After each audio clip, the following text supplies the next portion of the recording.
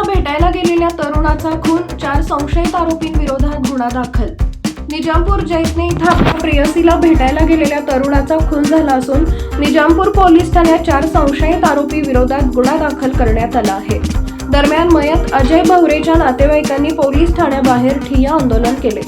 निजामपूर जैतानी येथील अजय भवरे हा तरुण आपल्या प्रेयसीला तिच्या घरी भेटायला गेला असता सदर प्रकार मुलीच्या घरच्या लोकांच्या लक्षात येताच त्याला विचारपूस केल्यानंतर अजय भवरे याला लाथा बुक्क्यांनी व काठीने बेदम मारहाण केली.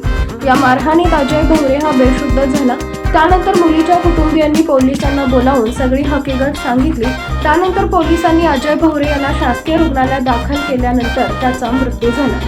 या प्रकरणी अजय भवरे याच्या कुटुंबियांच्या दिलेल्या फिर्यादीवरून 4 जणांवर गुन्हा दाखल करण्यात आला आहे.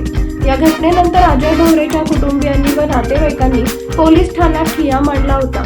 या संदर्भात पोलिसांनी अजय भवरे याच्या कुटुंबियांची समजूत काढून आपण 4 आरोपींविरोधात गुन्हा दाखल केला असल्याची माहिती दिली.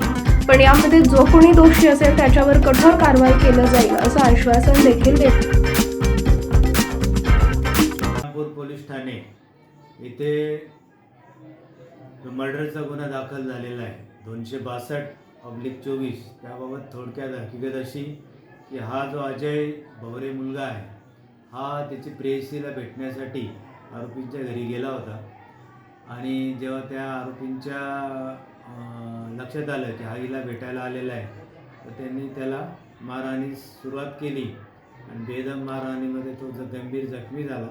त्यानंतर पोलिसांना माहिती मिळतात पोलिसांनी त्याला इथं प्राथमिक आरोग्य केंद्रात ॲडमिट केलं. इथल्या डॉक्टरनी सिव्हिलला पाठवलं. सिव्हिलला देखील पोलीस घेऊन गेले आणि तिथे उपचार सुरू असतानाच तो आज 20/9/24 रोजी सायंकाळी मयत झाला.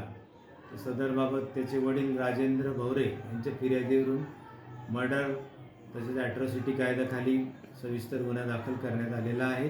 पुढील तपास करीत आहोत.